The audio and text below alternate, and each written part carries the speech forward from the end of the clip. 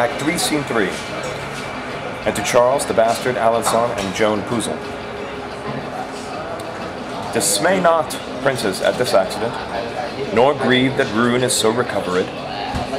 Care is no cure, but rather corrosive, for things that are not to be remedied. Let frantic Talbot triumph for a while, and like a peacock sweep along his tail. We'll pull his plumes and take away his train, if Dolphin and the rest will be but ruled. We have been guided by thee hitherto, and of thy cunning had no diffidence. One sudden foil shall never breed distrust. Search out thy wit for secret policies, and we will make thee famous throughout the world. We'll set thy statue in some holy place, and have thee reverenced like a blessed saint. Employ thee then, sweet virgin, for our good. That thus it must be. This doth Joan devise. By fair persuasions mixed with sugared words, we will entice the Duke of Burgundy to leave the Talbot and to follow us. Ay, marry, sweeting, if we could do that. France, if we could do, I marry, sweeting, if we could do that. I marry, sweeting, if we could do that. France were no place for Henry's warriors, nor should that nation boast it so with us, but be extirped from our provinces. Extirped! Forever should they be expulsed from France, and not have title of an earldom here. Your honor shall perceive how I will work to bring this matter to the wished end. Drums sound afar off. Hark! By the sound of the drum you may perceive their powers are marching unto Paris-ward. Here sound an English march off stage. There goes the Talbot with his colors spread, and all the troops of English after him. French march, sound off stage. Now in the rearward comes the Duke and his. Fortune, in favor, makes him lag behind.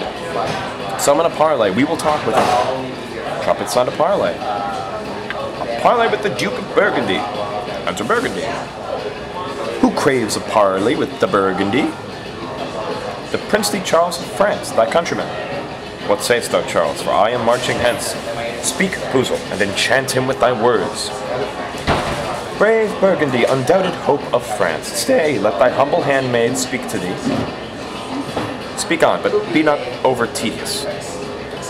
Look on thy country, look on fertile France, and see the cities and the towns defaced by wasting ruin of the cruel foe. As looks the mother on her lowly babe when death doth close his tender dying eyes. See, see the pining malady of France. Behold the wounds, the most unnatural wounds, which thou thyself hast given her woeful breast. O turn thy edged sword another way, strike those that hurt, and hurt not those that help. One drop of blood drawn from thy country's bosom should grieve thee more than streams of foreign gore. Return thee therefore with a flood of tears, and wash away thy country's stained spots. Either she hath bewitched me with her words, or nature makes me suddenly relent.